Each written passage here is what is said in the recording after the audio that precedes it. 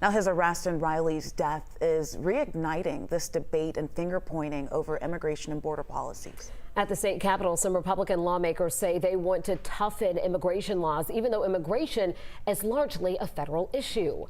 11 Alive's Doug Richards continues our team coverage tonight. He's joining us with more on what they want to do and what they can do. Doug?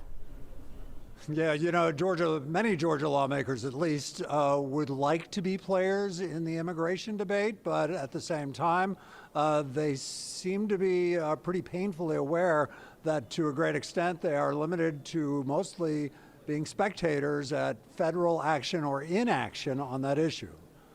It is awful what happened. It makes me sick to my stomach to think we could have avoided this. Republican Houston Gaines of Athens has introduced a bill designed to create financial penalties for communities, he says Athens is one of them, that don't sufficiently enforce immigration laws.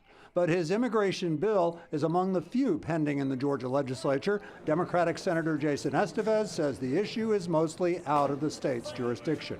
There has been a standstill in Washington and no appetite to actually solve that crisis. Democrats point out that a bipartisan immigration bill nearly came to a vote at the U.S. Capitol earlier this month, but then never came to a vote under the weight of election year politics.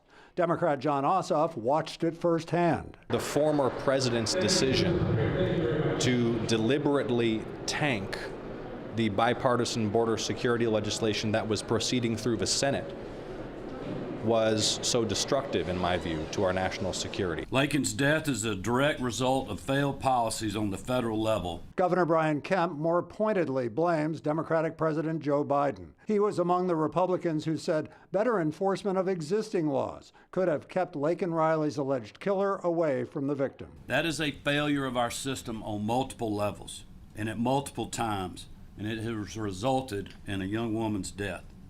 That is inexcusable. This was a recipe for disaster, and it is awful what's happened. Houston Gaines' immigration bill is actually more of a tax bill than it is an immigration bill. It was due to get a hearing this afternoon. He says Republicans only saw it for the first time last week. They may be motivated to move it along between now and adjournment at the end of March. We are live at the Capitol. Back to you. All right, Doug, thank you. We will, of course, continue to follow this developing story. Stay updated by downloading our 11 Alive Plus streaming app. Just search 11 Alive to download the app for free on your Apple, Roku, or Amazon streaming device.